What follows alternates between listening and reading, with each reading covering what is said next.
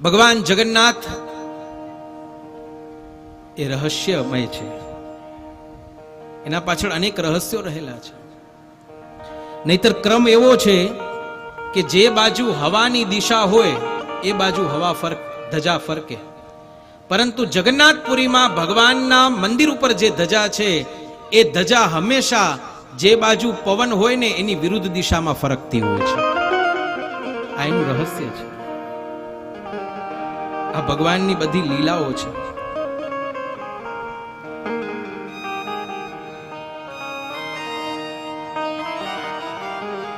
અને દરરોજ એ ધજાને બદલવામાં આવે છે. જેમ આપણી દ્વારકાનાથની ધજા બદલાય છે એવી રીતે જગન્નાથપુરીમાં ધજા બદલાય છે.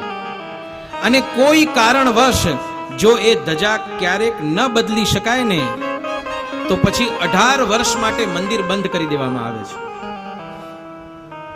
આવી એના પાછળની એક શ્રદ્ધા જોડાયેલી છે. આવું થયું કે નથી થયું એ ખ્યાલ નથી, પરંતુ આવું સાંભળ્યું છે. જગન્નાથપુરીનું જે મંદિર છે એ 4 લાખ વર્ગ ફૂટ ક્ષેત્રફળમાં ફેલાયેલું છે. અને મંદિરની ઊંચાઈ પણ લગભગ 214 ફૂટ જેટલી છે. મંદિર નીચે ઊભા રહી અને મંદિરના ઉપરનો ગુંબજનો ઉપરનો ભાગ આપણે જોઈ શકતા નથી. જોઈ શકવો અશક્ય છે. પરંતુ આટલો વિશાળ ગુંબજ હોવા છતાં પણ એ ગુંબજનો પડછાયો સવાર, બપોર કે સાંજ ક્યારે પૃથ્વી ઉપર પડતો નથી. આ જગન્નાથ ભગવાનનું રહસ્ય છે.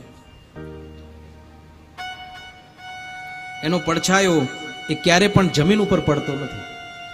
વૈજ્ઞાનિકો આ બધું શોધવા માટે ઘણા મથતા હોય છે. મંદિરના શીર્ષ ઉપર ભગવાનનું સુદર્શન ચક્ર છે. એવી રચના છે. એવું કહેવાય છે કે જગન્નાથપુરીમાં તમે ગમે તે દિશામાં ઊભા રહી અને મંદિરના શીર્ષ ઉપર એ જે સુદર્શન ચક્ર છે એને તમે જુઓ ને તો એ તમારી સામે જ હોય એવી પ્રતીતિ થાય છે. તમે ગમે તે દિશામાં ઊભા રહ્યો, ગમે તે સ્થળે ઊભા રહ્યો. આ બધું જઈને કરજો હવે જ્યારે જવાનું થાય ત્યારે.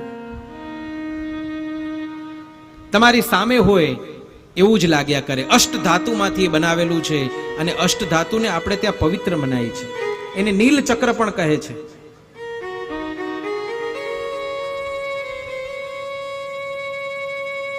સામાન્ય રીતે ક્રમ એવો હોય છે કે જે નગરની સમીપમાં સમુદ્ર હોય એ સમુદ્રથી જમીન તરફ હવા વહે. હવાનો પ્રવાહ કઈ રીતે હોય? સમુદ્ર તરફથી જમીન તરફ આવે. તમે ગમે ત્યાં જજો,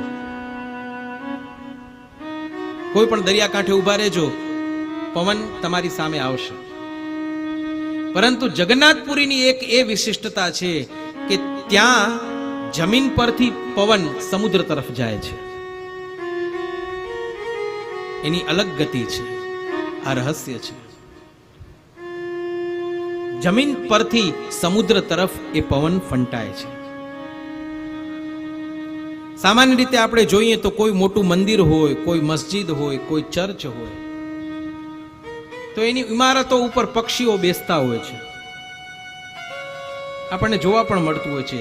પરંતુ પૂરી જગન્નાથપુરીનું એ મંદિર એવું છે કે આજ દિવસ સુધી કોઈ પણ પક્ષીને એના શિખર ઉપર બેઠેલું કોઈએ જોયું નથી, કે એના ઉપરથી કોઈ પક્ષી ઉડતું હોય એવું પણ જોવા મળ્યું નથી. અને એટલા માટે જગન્નાથ ભગવાનના મંદિર ઉપરથી વિમાનને ઉડવાની પણ મનાઈ છે. એનું કૌતુક છે. ભગવાન જગન્નાથ એ કૌતુક પ્રિય છે. દ્વારકાનાથ સેવા પ્રિય છે. ભગવાન શ્રીનાથજી ભોગ પ્રિય છે. ભોગ ધરાય, 56 ભોગના થાળ ધરાય ભગવાન શ્રીનાથજી.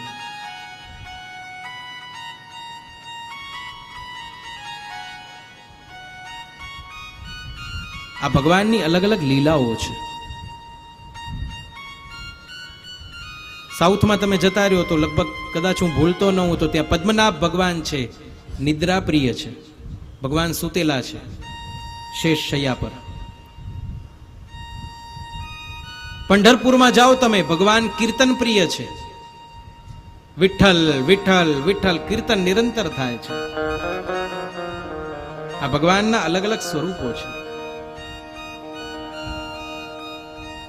સાંજે ધ્વજ જ્યારે બદલવામાં આવે છે મંદિરના ઉપર, ત્યારે ત્યાંના પૂજારીઓ ઉલટા પગે સીડીઓ ઉપર ચડે છે ધ્વજ બદલવા માટે. ઊંધા પગે ચડે. નહીતર આપણે આમ સામાન્ય રીતે સીડી સીધી ચડીએ, પણ ત્યાંના પૂજારીઓ એ ધ્વજ બદલવા માટે ચડે, ઉલટા પગે ઉપર ચડે છે. આ કૌતુક છે. અને ધજા પણ અદ્ભુત છે. એની ધજામાં શિવજીના ચંદ્રનું પ્રતીક પણ જોવા મળે છે. એવી ભગવાન જગન્નાથની ધજા છે. ભગવાન જગન્નાથ ના પરિસરમાં એમ કહેવાય છે કે દુનિયાનું સૌથી મોટું રસોઈ ઘર એ ભગવાન જગન્નાથના પરિસરમાં છે. 500 રસોઈયા અને 300 સહાયકો સાથે મળીને રસોઈ બનાવે છે. ભગવાનનો ભોગ બનાવે છે. લાખો માણસો એ ભોગ ગ્રહણ કરે છે, પણ ક્યારે એ પ્રસાદ ખૂટતો નથી. પણ સંધ્યાનો સમય થાય અને જ્યારે દ્વાર બંધ કરવાનો અવસર આવે ને, ત્યારે આપોઆપ પ્રસાદ પૂરો થઈ જાય છે, વધતો પણ નથી.